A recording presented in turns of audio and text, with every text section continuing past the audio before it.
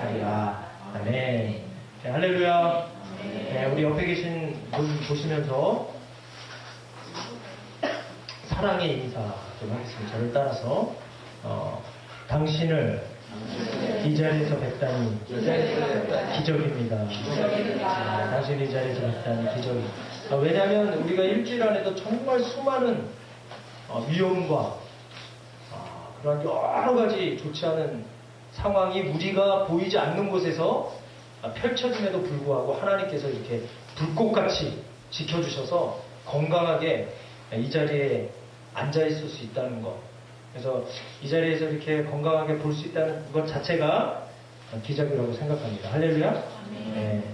뭐 마음의 상태는 뭐 어떤지 뭐 그거는 제가 잘 모르겠지만 우리가 건강하게 살아있음에 감사하면서 생활하시는 저와 여러분 되시기 바랍니다. 우리 함께 제목 한번 따라해 보실까요? 함께 기도로 도우라. 네, 오늘 함께 기도로 도우라는 제목으로 함께 말씀을 나누겠습니다. 여러분 출애굽기는 아마 이제 여러분 성경을 읽으신 분들은 아마 출애굽기는 상당히 재밌게 읽을 수 있는 하나님의 말씀입니다. 그런데 여러분 출애굽기가 구약에 있어서 가치 있는 것, 신약을 살아가는 우리들에게 이 출애굽기가 정말 가치 있게 다가오는 이유는 출애굽기를 잘 읽어보시면 하나님의 구원 역사에 대해서 자세하게 기록되어 있습니다. 한 사람이 어떻게 사단의 압제에 놓여서 하나님의 자녀가 되는지, 하나님의 백성이 되는지에 대한 이야기가 잘 기록된 성경, 그것이 바로 출애굽기입니다. 여러분 그런데 출애굽기에서 얘기하는 하나님의 모습이 있습니다. 물론 하나님의 여러 가지 모습들이 성경에 많이 기록되어 있지만 특별히 출애굽기에서 얘기하는 하나님은 이런 하나님을 소개합니다. 우리 한번 거기서부터 한번 읽어볼까요? 시작. 우리의 사정을 보시고 여러분 출애굽기에서 말하고 있는 하나님의 모습은 우리의 사정을 보시는 분으로 설명합니다. 그리고 우리의 아픔을, 우리의 기도 소리를 들으시고 우리의 사정을 아시는 분으로 얘기하십니다. 출애굽기 1장부터 여러분 쭉 이렇게 보시면 이스라엘 백성의 고통의 현장을 그 하나님께서 외면하지 않고 보고 계셨죠. 그리고 그들이 그 고통 중에 하나님 앞에 울부짖는 그 기도를 하나님이 외면하지 않고 듣고 계십니다. 그리고 하나님의 언약을 기억하시고 그들의 아픈 상황을 하나님께서 아시는 분으로 그렇게 설명합니다. 여러분 오늘날을 살아가는 우리들에게 이 하나님의 모습 굉장히 위로가 된다고 생각합니다. 우리는 때로 우리 삶에 문제가 오고 고통의 문제가 왔을 때 정말 아무도 몰라준다고 할 때, 그리고 내가 아무리 기도해도 하나님께서 이 기도는 절대로 듣지 않으시는 것 같은 그런 막막한 상황에서도 하나님은 우리의 사정을 보고 계시고 그분은 우리의 고통의 소리를 들으시고 하나님의 때를 기다리시는 거죠. 그리고 우리의 모든 사정을 아시는 분이라는 것을 여러분 꼭 기억하십시오. 할렐루야. 그래야 우리가 이 힘든 세상을 이길 수 있죠. 정말 아무도 알아주지 않을 때 하나님만큼은 내 마음을 알아주신다. 그냥 막연하게 하나님은 그러실 거야가 아니라 출애굽기에서 분명히 하나님이 그런 모습을 보여주셨기 때문에 내 삶에도 신실하신 그 하나님이 나를 보시고 내 사정을 들으시고 내 고통의 현장을 아신다. 그런 확신을 갖고 살아가는 저와 여러분들이 되시면 좋겠습니다. 그런데 여러분 출애굽기를 읽어보면 더 중요한 것은 하나님은 그냥 거기에 그치시는 분이 아니라는 거예요. 들어요. 아십니다.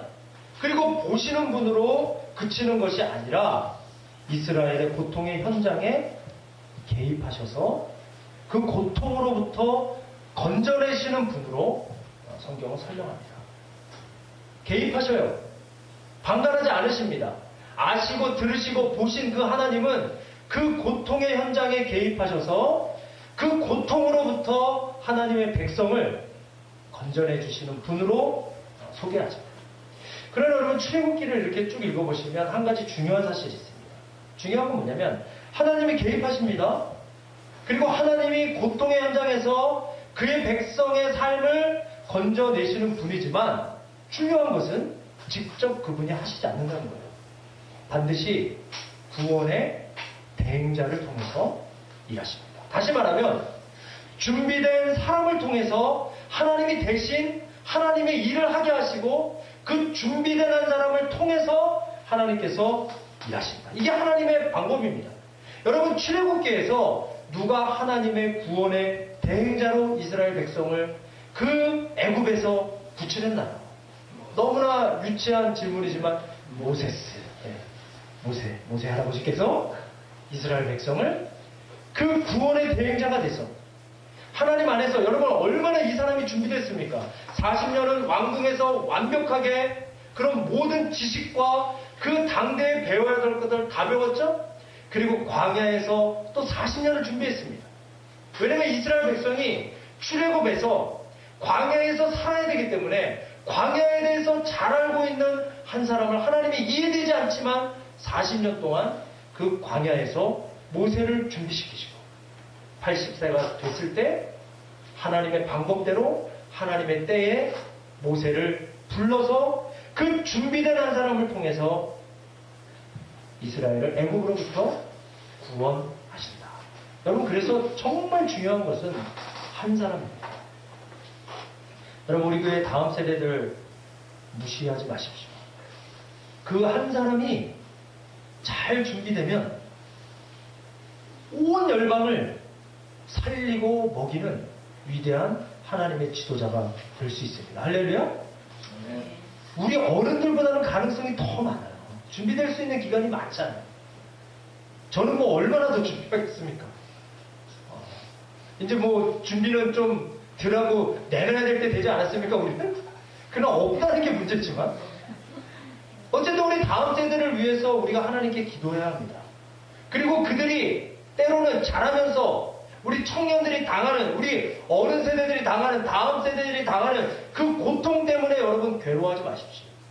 하나님이 준비시키는 기간일 수도 있습니다. 우리가 실패했다고 하는 그 자리, 정말 이 상황은 내 삶 속에 오지 않아야 될 것 같은 그 시간이 오히려 하나님께서 하나님의 때에 하나님의 백성들을 구원하기 위해서 준비하시는 준비의 기간일 수 있다.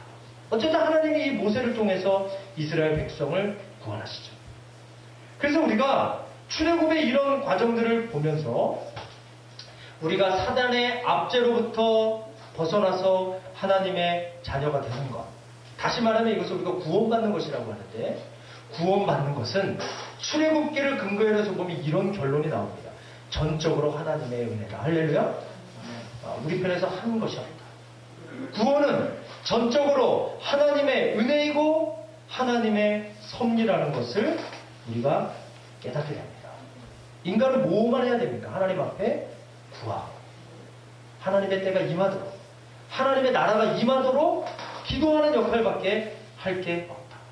그리고 계속 이어지는 출애굽기를 보면은 하나님이 기적과 같은 방법으로 이스라엘을 애굽의 압제에서 건져내신 다음에 그들에게 바로 약속의 땅인 가나안 땅으로 들어가게 하지 않으셨죠? 그러니까 너무나 잘하는 겁니다. 하나님이 이스라엘 백성을 바로 가나안 땅으로 보내신 것이 아니라, 여러분 가나안 땅은 애굽으로부터 직선거리를 2주면 들어갈 수 있는 것입니다. 그러나 성경에 보면 하나님이 처음에는 3개월 동안 광야를 겪게 하셔요.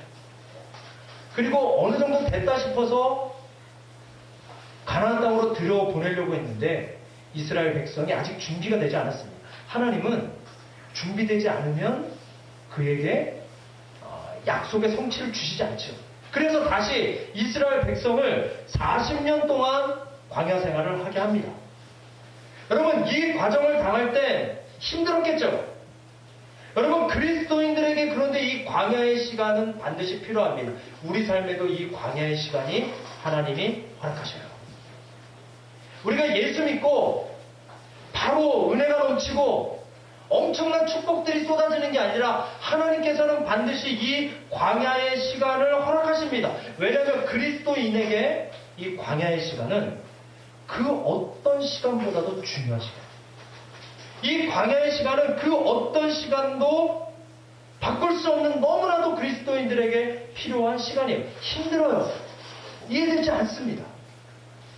정말로 수많은 두려움의 문제들이 있는 그 광야, 이해되지 않는 상황, 풀리지 않는 것 같은 문제들, 예수 믿는 것 때문에 오는 그 시험들, 그 고난들이 그리스도인들에겐 약 같은 시간이라는 거예요. 그래서 예수님도 세례 받으신 후에 바로 하나님의 일을 하신 것 아닙니다. 40일을 광야에서 훈련받으십니다. 거기서 들짐승과 함께 사단에게 시험 받으신 것 여러분 아시죠? 예수님도 그 과정을 겪으셨어요. 그러나 예수님은 40일, 이스라엘 백성은 40년. 무슨 차이가 있었을까요? 반드시 그 시간은 필요합니다. 믿음의 선배들도 다 이 시간들을 거쳐갑니다. 여러분, 죄를 버리고 자기를 비우는 이 광야의 시간을 통해서 우리는 죄를 비우게 됩니다. 그리고 자기를 내려놓게 돼요. 저도 아이를 키우고 결혼 생활하면서 때로는 광야의 시간을 걷습니다. 그 전까지는 저는 정말 제가 모든 것을 다 잘할 수 있을 것이라고 생각했던 교만한 사람. 제가 결혼에 관한 책을 6권 정도 읽고 결혼했어요. 결혼 예비학교도 했습니다. 정말 마리하고 수많은 결혼에 대한 결혼 전에 이야기를 나눴습니다. 아이를 낳기 전에 자녀교육에 대한 책을 또 도서관에서 신학도서는 안 읽고 열심히 읽었습니다. 많이 읽었습니다. 그런 자신이 있었어요. 근데 막상 그 현장에 떨어져 버리니까 야, 이거 내가 다스리지 못한 그 감정들이 있더라고요. 얘기지 못한 상황이 막 다가옵니다. 정말 광야 같은 시간이었어요. 처음에는 짜증도 나고 내가 이 정도밖에 안 되나 정말 화도 많이 났지만 시간이 지나면서 깨닫게 되는 것은 나를 내려놓게 되더라고요. 아, 나도 할 수 없구나. 하나님이 하셔야지. 여러분, 광야의 시간은 그런 것입니다. 이 광야를 통해서 우리는 죄를 버리게 돼요. 이 광야의 시간, 힘들지만 이 시간을 통해서 나를 비우게 됩니다. 그래서 어떤 사람을 만드는 것이 하나님의 목적이냐면 하나님만을 철저하게 의지하고 사는 하나님 나라의 사람으로 만드는 것이 하나님의 계획이십니다. 그래서 이 광야의 시간은 힘들지만 꼭 필요한 시간입니다. 그래서 하나님께서도 이 출애굽기에 보면은 이 과정을 거친 후에 이스라엘 백성을 광야로 가나안 땅으로 들여보내십니다. 여러분, 그럼 왜 하나님께서 이렇게 많은 시간 고통 중에 고난 중에 이스라엘 백성을 노출시키시고 40년이라는 시간을 통해서 훈련을 시키시고 가나안 땅에 들여보내셨을까요? 여러분, 왜냐하면 가나안 땅에는 수많은 우상들이 있습니다. 정말로 죄악이 관영해 있는 곳이기 때문입니다. 만약에 죄인된 상태로, 교만한 상태로, 자기의 의가 꽉 차 있는 상태로 아직 죄의 문제가 해결되어 있지 않고 하나님에 대해서 철저하게 의지할 수 없는 마음으로 이 이스라엘 백성이 가나안 땅에 들어갔다가는 철저히 훈련받지 못하고 이들이 가나안 땅에 들어가면 분명히 그들은 자기의 정체성을 잃어버릴 것입니다. 하나님을 잃어버릴 것입니다. 그리고 그들은 타락할 수밖에 없기 때문에 하나님께서 아프시죠. 고통의 시간은 아픕니다. 훈련의 시간이 아픕니다. 이번에 우리 대한민국 축구 생각만 하면 열받지만 감독이 몇 년에 3명씩이나 바뀌고요. 이렇게 2년 정도 보장도 해주지 않습니다. 철저하게 훈련시킬 수 없습니다. 그들을 모아서 어떻게 지도자가 자기의 철학을 가지고 지도할 수 없어요. 대한축구협회가 얼마나 그것들을 이렇게 뒤에서 조정을 하는지. 어쨌든 이 철저한 훈련을 받지 않으면 실전에 나가면, 전쟁터에 나가면 질 수밖에 없죠. 16강 탈락하는 건 정해집니다. 제가 그러면서 우리 교회에 정말 예언의 은사가 있는 사람을 한 명 발견했습니다. 우리 여원이. 저한테 그러더라고요. 1무 2패 할 거라고. 축구 좋아하더니 이용표보다 더 잘하네요. 어쨌든 여러분, 이스라엘 백성도 만약에 이 광야 훈련을 통하지 않았다면 물론 그 땅에서 타락했죠, 나중에. 그러나 더 급속도로 이스라엘 백성이 가나안 땅의 우상을 섬기게 되고 타락했을 것입니다. 그래서 하나님께서 기적과 같은 방법으로 애굽의 압제에서 벗어나서 이 홍해를 건너 광야로 들어간 백성들이 제일 먼저 만난 광야, 그 광야의 이름은 수로 광야에 이스라엘 백성이 출애굽하고 홍해를 건너서 제일 먼저 도착을 합니다. 여러분, 근데 이 수로의 광야, 여러분 저 그림을 보시면은 우물 같은 게 있죠? 여기가 바로 그 이름도 유명한 이곳에서 이스라엘 백성들이 경험한 것은 마라의 쓴물을 경험합니다. 목이 말랐죠? 물을 발견했습니다. 그 마라라는 곳에서, 쓰다라는 의미를 가지고 있는 그 곳에서 이스라엘 백성이 물을 찾아 먹으려고 했는데 그 물이 써서 먹을 수 없게 되었다고 성경이 말합니다. 여러분, 이것은 하나님이 오늘날 우리에게 어떤 훈련을 시키시는 거냐면 우리의 기대가 무너지는 경험을 시키시는 겁니다. 내가 소망했던 것, 내가 원했던 것, 내가 기대했던 것들이 내 의도대로 되지 않을 때 하나님은 어떤 훈련을 하기 원하시냐면, 모세가 여기서 하나님의 명령을 따라 한 가지를 그 물에 던졌더니 그 물이 어떻게 됐습니까? 달게 되고 그 물을 먹었다. 이 얘기는 뭐냐면, 우리가 인생을 살아가다가 기대가 무너지고 내가 기대했던 대로 일이 되지 않고 꼬일 때 이 한 가지는 예수 그리스도를 상징합니다. 십자가를 상징합니다. 기대가 무너지고 상처를 받고 일이 내 생각대로 풀리지 않을 때는 십자가를 바라보도록 하나님이 이 수르광야에서 훈련하시는 거예요. 또 이스라엘 백성이 이 수르광야를 지나서 어느 곳에 머물렀냐면 신광야로 들어갑니다. 여러분, 이 신광야, 여기 그림도 있지만 이곳에서 이스라엘 백성이 무엇을 경험하냐면 양식이 떨어지는 경험을 합니다. 여러분, 이것은 다른 말로 바꾸면 이것이죠. 경제 문제, 곧 기본적인 문제, 기본적인 것이 무너지는 경험을 합니다. 여러분, 먹는 것은 기본입니다. 기본적인 경제적인 문제가 무너지는 것을 이들이 신광야에서 경험해요. 아픕니다. 그런데 하나님께서 무엇을 경험케 하시는가? 하늘에서 만나를 내려주시죠. 여러분, 신광야에서 하나님이 배우기 원하신 것은 뭐냐면, 어려움이 오고 기본적인 것이 무너질 때 환경을 바라보지 말고 모든 것을 공급해 주시는 하나님만 집중하도록 하나님이 이 신광야에서 이스라엘 백성을 훈련하십니다.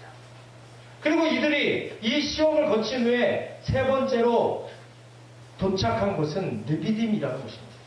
여러분, 르비딤에서는 두 가지 사건이 있었는데, 하나는 뭐냐면 이스라엘 백성이 목이 말랐습니다. 광야니까 물이 없죠. 모세가 반석을 지팡이로 치죠. 그리고 그 반석에서 생수가 터져나옵니다. 이게 뭐 실제로 성지순례 저는 못 가봤습니다. 죄송합니다. 못 가봐서. 근데 이게 그 돌이라고 한 대로 가정하는 거죠. 여기가 이제 모세가 쳤다 이렇게 생긴 돌을 찾아서 여기서 이제 생수가 나왔다. 어쨌든 이 르비딤에서 목이 말라 있는 이스라엘 백성을 위해서 모세가 지팡이로 반석을 치니까 그곳에서 생수가 터져나왔다. 여러분, 우리가 인생을 살아갈 때 인생에 목마를 때가 있습니다. 정말 드라이할 때가 있어요. 내일 일어나기 싫을 정도의 그런 인생이 목마를 때가 우리 삶에 옵니다. 그럴 때 생수를 강물처럼 흐르게 하시는 그 하나님의 은혜만을 바라보고 살도록 하나님께서 훈련시키십니다. 그리고 이 아말렉에서 또 한 가지 사건이 있었죠. 여러분 너무나 잘 아는 아말렉과의 전쟁이 있었습니다. 여러분, 아말렉과의 이 전쟁은 특별히 어떤 훈련을 하나님께서 시키시는 것이냐면 이 광야는 다 훈련입니다. 이 르비딤에서 아말렉과의 전쟁을 통해 하나님이 훈련시키는 것은 뭐냐면 사람을 통한 훈련을 시키는 거예요. 특별히 뭐냐면 자기를 힘들게 하고 자기를 공격하는 대상을 통해 하나님이 훈련하십니다. 다시 말하면 이거죠. 사람이 내 앞길을 가로막을 때 가족이 될 수 있습니다. 직장의 상사가 될 수 있습니다. 아니면 힘 있는 그 누구, 아니면 여러분들의 그 어떤 대상이 여러분들의 앞길을 가로막고 여러분들의 삶을 힘들게 만들 때 하나님의 백성은 어떻게 될까? 이 아말렉과의 전투를 통해서 하나님이 이스라엘 백성들에게 배우기 원하시는 것은 무엇일까? 여러분, 우리 삶을 우리가 이렇게 좀 돌아보면은 저도 그렇고 여러분도 그렇지만 사람을 통해 어려움이 올 때가 참 많이 있습니다. 하나님이 이번 주에 이 설교를 하라고 했는데 저에게도 이렇게 적지 않은 사람을 통한 시험이 가까운 곳에서 먼 곳에서 왔습니다. 여러분, 우리가 인생을 살다 보면 사람을 통해 어려움 올 때가 있어요. 제가 이 얘기할 때 여러분들에게 떠오르는 그 사람 아말렉입니다. 아말렉이에요. 그게 뭐 어린 사람이 됐건 나이 많은 사람이 됐건 남자가 됐건 여자가 됐건 제가 여러분 앞길을 가로막는 사람, 우리 삶에 사람을 통해 어려움이 올 때가 많다라고 할 때 떠오르는 것 자녀도 될 수 있어요. 그 사람이 아말렉이죠. 때로는 내 앞길을 막는 사람이 있습니다. 사람이 나를 힘들게 해서 내 삶이 굉장히 광야처럼 느껴질 때 있습니다. 그렇죠. 기분이 좋다가도 그 사람을 만나고 나면 그 사람의 얘기를 듣고만 나면 내 삶이 갑자기 광야처럼 느껴질 때도 많습니다. 여러분, 우리가 그런 사람 만날 때 여러분 어떻게 하십니까? 그냥 기분대로 여러분들의 감정대로 처리하십니까? 어떻게 해야 하나님이 기뻐하실까? 우리 삶에 수많은 공격을 해오고 나를 힘들게 만들고 내 삶을 광야로 만드는 그 사람을 우리가 어떻게 대하는 것이 하나님의 백성으로서 오는 것인가? 여러분, 중요한 것은 이 부분을 잘 처리해야 우리가 성숙해집니다. 그리고 영향력 있는 크리스천으로 살아갈 수 있습니다. 오늘 제가 이 부분에 대해서 중보적 기도와 관련해서 조금만 살펴보도록 하겠습니다. 본문에 보면은 이스라엘 백성이 광야 생활 중에 르비딤에서 전투가 벌어집니다. 거기서 이스라엘 백성이 잠깐만, 제가 어디지 까먹었네. 거기서 이스라엘 백성을 괴롭히는 그 아말렉이 등장을 합니다. 그리고 본문 8절에 보면 이런 얘기가 있습니다. 우리 같이 읽어볼까요? 시작. 그때 아말렉이 와서 이스라엘과 르비딤에서 싸우니라. 여기 보면 본문 8절에 이런 말을 합니다. 아말렉이 싸우려고 와서 싸움을 걷죠. 그래서 이스라엘 백성이 그곳에서 싸움을 시작하죠. 당시에 이스라엘의 지도자 모세, 이 사람이 뭔가를 판단하고 선택을 해야죠. 뭐 전쟁을 하든지 뭔가 전략을 세우든지 어떤 방법을 내야 될 이 지도자 모세는 어떻게 이 아말렉 전쟁을 대했을까? 우리가 너무나 잘 아는 거지만 우리가 한번 좀 살펴보겠습니다. 먼저 두 파트로 나눠서, 좀 그림이 유치하지만 두 파트로 나눠서 모세가 행동을 합니다. 하나는 뭐냐면 여기 지금 이분이 누굴까요? 2대 지도자가 될 여호수아를 중심으로 해서 전쟁에 나가서 한 파트는 이제 싸우도록 합니다.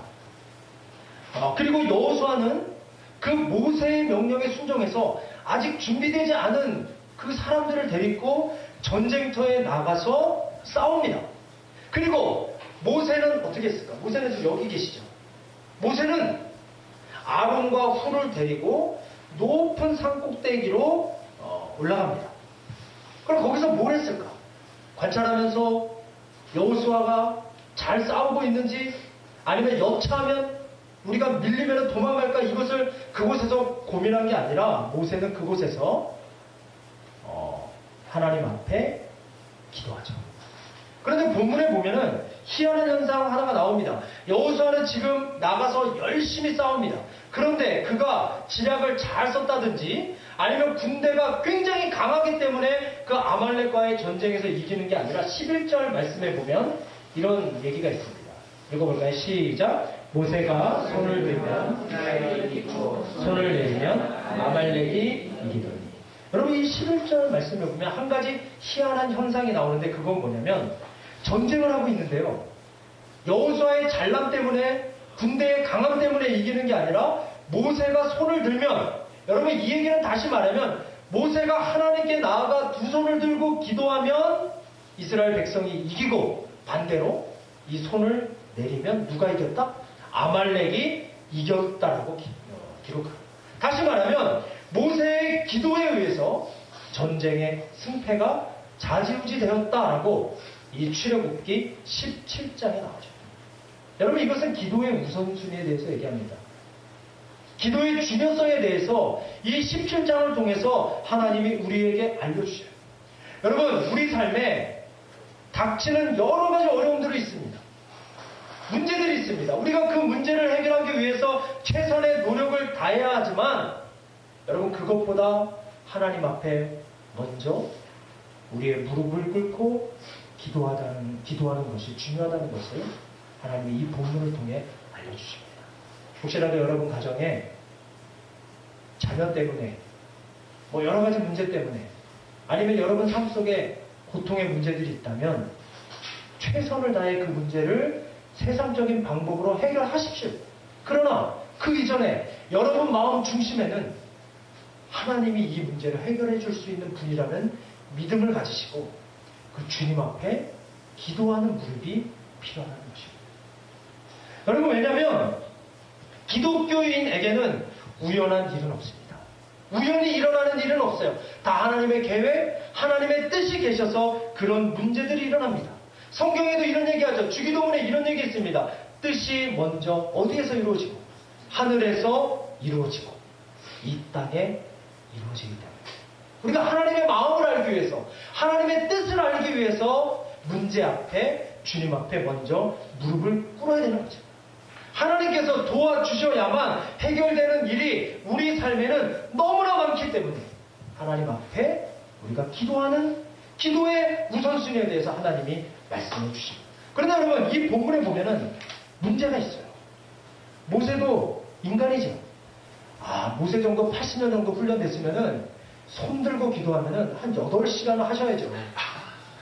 그래도 지도자인데 무릎 꿇고 기도해도 12시간 돼도 쥐가 안 나야죠. 지도자인데 만약에 저에게 그런 걸 기대하신다면 저는 할 수 없습니다. 여러분 모세도 그렇게 훈련받고 하나님과 영적인 교제가 있고 하나님이 친구라고까지 얘기해준 그 모세도 연약한 인간이었기 때문에 계속 손 들고 하나님께 기도할 수 없었습니다. 시간이 지나면서 어떻게 됐을까요? 자꾸 손이 내려가죠. 여러분 손이 내려갑니다. 그러면 전쟁터에는 어떤 일이 생길까요? 여호수아는 이 사실을 몰라요. 열심히 싸웁니다.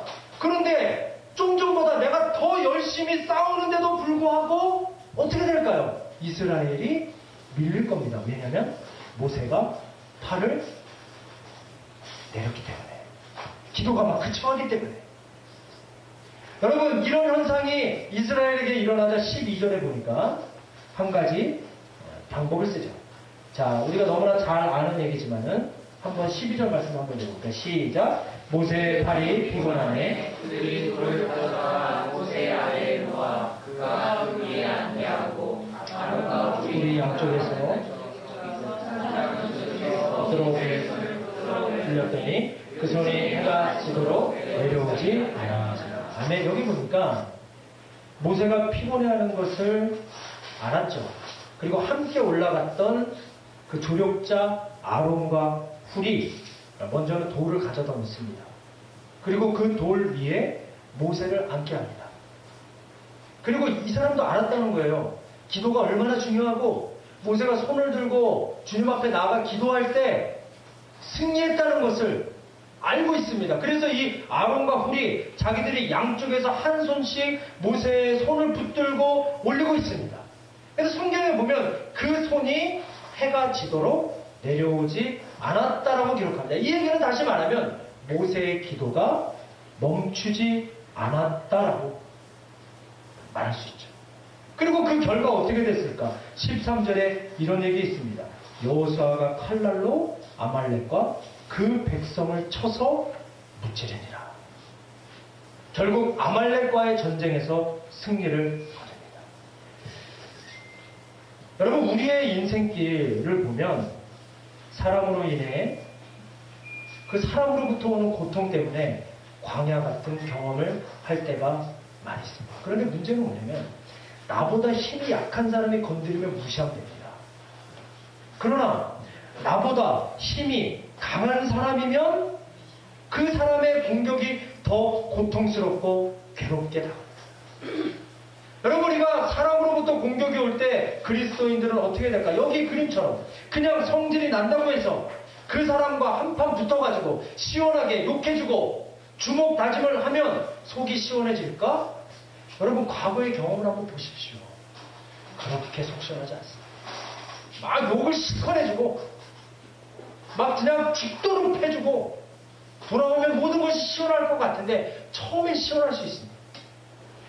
그러나 그리스도인이라면 그 안에 무언가 해결되지 않는 찝찝함이, 문제가, 죄책감이, 후회가 남아있게 되죠. 여러분, 그러나 하나님은 믿는 우리들에게 분명히 이런 말씀하세요. 사람으로부터 공격이 올 때 이렇게 해라, 이렇게 말씀합니다. 너무나 잘 아는 말씀. 에베소서 6장 12절 말씀입니다. 우리 같이 읽어볼까요? 시작. 우리의 씨름은 통치자들과 권세들과 이 어둠의 세상 주관자들과 하늘에 있는 악의 영표를 상대합니다. 여러분, 여기에 보면 이런 얘기합니다. 우리의 싸움은 혈과 육을 상대하는 것이 아니다. 다시 말하면 우리의 싸움은 나를 괴롭히는 그 사람과의 싸움이 아니다. 왜냐하면 우리의 영적인 눈을 조금만 열어서 보면 그 이면에는 역사하는 통치자들이 있다. 그 싸움 이면에는 권세자들이 있다. 그 이면에는 어둠의 세상 주관자가 있고 하늘에 있는 악한 영들이 있기 때문에 그들과 상대하는 것이다. 이 얘기를 합니다. 사람을 통해 믿는 우리를 낙심케 만들거든요. 그 사람을 통해서 나를 낙심케 만듭니다. 여러분, 내가 낙심이 되면, 하나님을 믿는 사람이 낙심이 됐다. 그러면 그 사람을 통해서 하나님의 나라가 확장될 수 없기 때문에 악한 영이 다른 사람을 통해서 우리를 계속 공격한다는 것을 우리가 갚아야 합니다. 주일날 아침에 올 때, 그래서 특별히 부부 되신 분들은 차 안에서 조심하십시오. 네, 그놈이 공격합니다. 작은 말에 막 상처받고 기분 나쁘고, 저는 실제로 그런 경우도 봤어요. 교회 앞까지 왔다가 그냥 가시더라고요. 좀 이따 남편이 오셔요. 뭐 우리 와이프 들어왔으니까 안 왔다니까 같이 가셔요. 보니까 그 오는 길에 아주 사소한 걸로 싸우다가 그게 막 감정까지 번지고 집안 얘기까지 막 나오다가 그렇게 예배 못 드리면 돌아가요. 여러분, 그래서 우리가 사람을 통해 공격할 때 우리를 낙심케 한다는 악한 영을 여러분들이 느끼셔야 돼요. 그 공격이라는 것을 우리가 간파해야 됩니다. 그렇기 때문에 사람과의 관계가 힘들거나 사람으로부터 공격이 올 때는 믿는 사람은 이렇게 생각해야 하는 것입니다. 이 싸움이 그 사람과의 싸움이 아니라는 것을 여러분 먼저 아십시오. 그 뒤에 역사하는 악한 영들의 공격을 먼저 알아야 된다는 거예요. 그래서 그 악한 영들이 사람을 사용해서 나에게 싸움을 걸어오는 것입니다.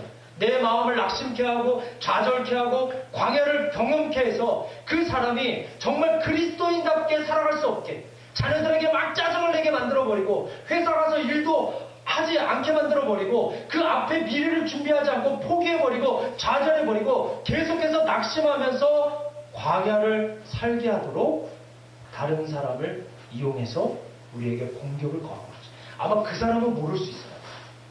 그 사람이 여러분, 그러면 그렇게 얘기하시면 안 돼요. 제가 사탄이구나.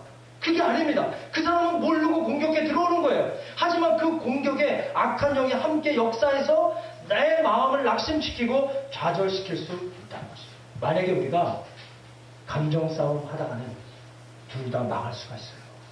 그럼 누가 좋아하겠습니까? 그 이면에 있는 악한 영만 좋아하는 것입니다. 특별히 여러분 잘 기억하십시오. 이 세상에서 천국을 경험할 수 있는 곳은 딱 두 곳입니다.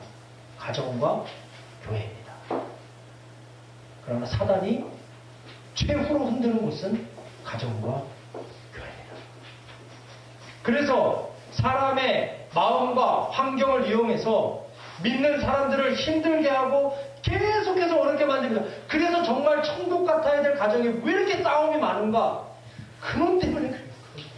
우리가 거기에 져서 우리의 마음을 빼앗겨버리면 우리라도 깨어서 그런 공격이 들어올 때 내가 그냥 받아줘야 합니다. 영적으로 대적해야 합니다.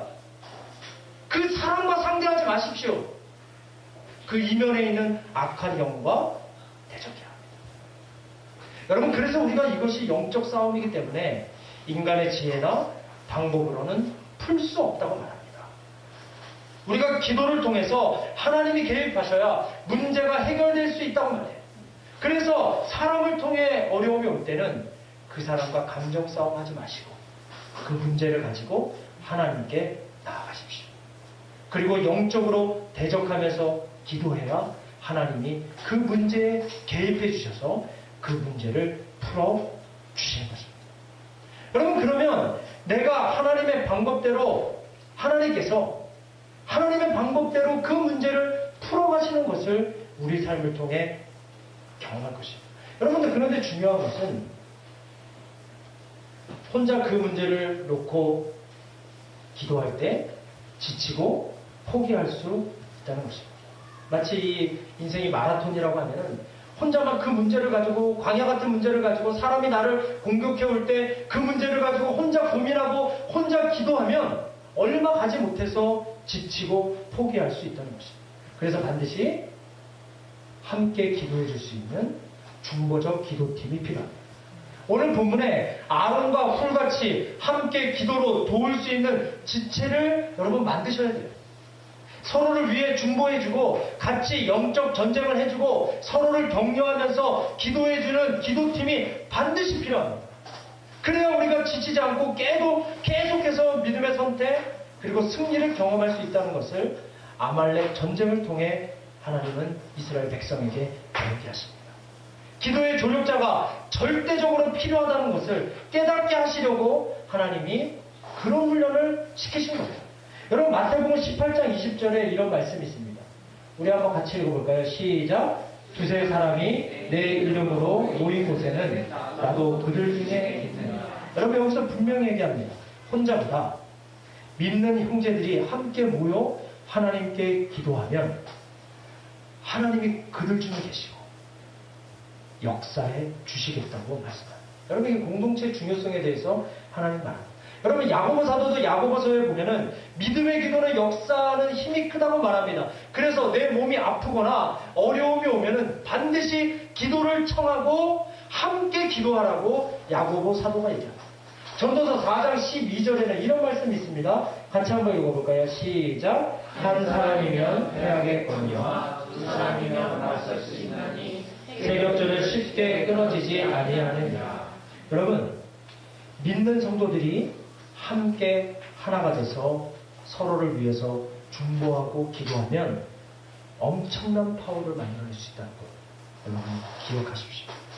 여러분, 그렇기 때문에 하나님께서 우리 삶에 사람을 통해 시험을 주고 고통을 주는 것은 우리를 절대 망하게 하려는 것이 아니라는 거예요. 우리가 그 사람을 통한 훈련을 통해 하나님께 기도하는 것이 얼마나 중요한지, 그리고 기도의 조력자가 얼마나 중요한 존재들인지, 함께 동역하면서 신앙생활 하는 믿음의 형제 자매들이 얼마나 귀한 존재인지를 이 사람의 시험을 통해 우리에게 알게 하십니다. 그리고 또 영적 전쟁을 알게 하시고 한 마음이 되어 기도하게 하시고 승리를 경험하게 하시고 영적으로 강한 공동체를 만들어 주시기 위해서 때로는 우리 삶에 아말렉과 같은 존재들을 통해 공동체를 흔들기도 하십니다. 그럴 때 우리는 이렇게 선포하시는 거예요. 결론적으로 말씀드립니다. 사람으로부터 공격이 올 때 아말렉과 같은 존재가 우리 삶을 힘들게 할 때 거기에 넘어가서 그 사람과 싸우고 대적하고 그 사람과 한판 붙는 것이 아니라 그리스도인이라면 이렇게 선포하는 것입니다. 아, 하나님이 지금 기도하라고 하시는구나. 아, 또 사단이 나를 흔들어 놓으려고 하는구나. 중보적 기도 모임을 통해 같이 뜻을 모아 기도해야 되겠다. 이거는 영적인 전쟁이다. 사람을 상대할 것이 아니라 그 이면에 있는 악한 영들과 또 한판 붙어야 되겠다. 내가 하나님만 의지하고 함께 기도해서 또 영적으로 업그레이드 되는 내가 돼야 되겠다. 그런 공동체가 돼야 되겠다. 우리가 이런 마음을 가지고 광야 훈련을 잘 감당해 나간다면 하나님께서 반드시 우리 개인뿐만 아니라 우리 공동체를 악한 세력이 훨씬 더 못하게 하는 영적으로 강한 공동체로 만들어 주실 것입니다. 여러분, 우리가 매달 마지막 주 중보적 기도 모임을 합니다. 오늘이 그날이죠. 제가 생각할 때 이 날이 그 어느 날보다 정말 중요한 시간이라고 생각합니다. 제가 확신하기는 우리가 함께 주님 앞에 나가 기도에 대해 배우고 함께 합심하여 기도하고 우리가 함께 손을 들어 기도하는 이 시간을 통해서 우리의 문제를 하나님이 해결해 주실 뿐만 아니라 우리를 더 성숙시켜 주시고 성장시켜 주시고 더 강한 공동체로 만들어 주실 줄로 믿습니다. 우리 잠깐 눈 감아 보실까요? 함께 우리 기도하시죠.